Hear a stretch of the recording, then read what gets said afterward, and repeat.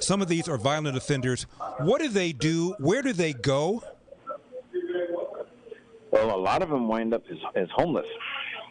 They're part of your crowd that's in the pop-up tents along the freeways around the shadow of the jail, for example, in downtown L.A. Mm-hmm.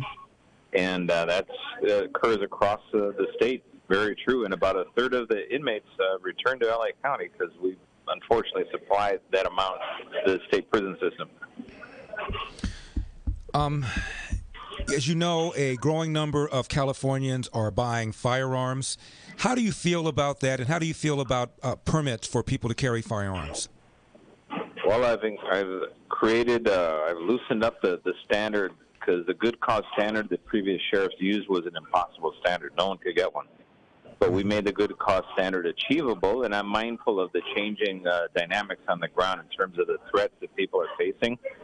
So now we've issued over 1,000. In fact, I got over 300 in the hopper. So we're making it achievable for someone who has a legitimate need to arm themselves in the public domain. Sheriff, isn't that a pretty dramatic change in previous law enforcement officials? I used to interview Chief Bernard Parks almost once a month for a couple of years. He was adamantly opposed to citizens applying for permits. He made it very difficult for them to get. I believe your predecessor also did not make it very, very easy for people to get permits. So this is a pretty different change, isn't it? Oh, it's a very different change. It's about a 500% increase, and we're not done. And it's my responsibility and obligation to allow people to defend themselves when their position, their job they do, the location where they're working, or just individual circumstances, being a victim of violent crime, for example, they need a chance to defend themselves, because as we're being defunded and the threat is increasing, it's a logical and it's a moral position they have to take. They got to give people the chance to defend themselves. Well, as you know, a lot of people, like the mayor of Chicago, is blaming the violence on guns, on the quote ready availability of guns, close quote. I don't want you to slam her, but what's your reaction when people say that the reason for the violence, increase in violence, is because of the ready availability of guns in the hands of bad guys? Well, when the gun manufacturers and particularly the ghost guns, and that is probably the biggest threat we have right now, because all the laws are on the books. They're well-intentioned. They're designed to keep guns out of the hands of people that shouldn't possess them. The entire ghost gun industry is built around defeating registration laws. So people who are convicted felons, violent felons, convicted people, can access a firearm that's untraceable. That is a big problem. And about half of our seizures, and this is consistent throughout the United States now, the big uptick in violent crimes and involves firearms, they're ghost guns. So that is a threat.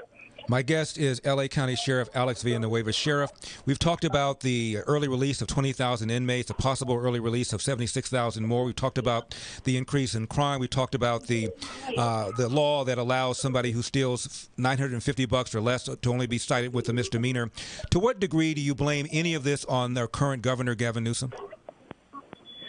I'm going to blame a lot of this on the policies, not just of Newsom, the state legislature, the Board of Supervisors, the LA City Council, everyone who said, let's not address lawlessness. Let's not address the fact that people are using Prop 47 as an excuse to say, well, we're just not going to address the crime, pretend it doesn't exist.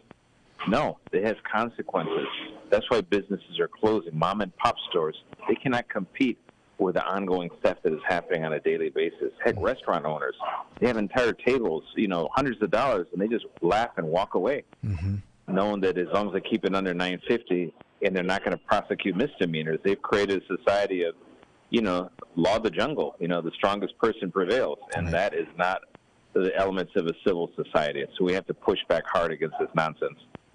Sheriff, we have 20 seconds left. What's the one thing you would do to reverse the increase in crime if you had the power to do it, Sheriff? Oh, this is real easy. Recall George Gascon. Sheriff Alex Villanueva. Sheriff, as always, thank you so much for coming on. I appreciate it. You got it, Larry. You got it. Wow.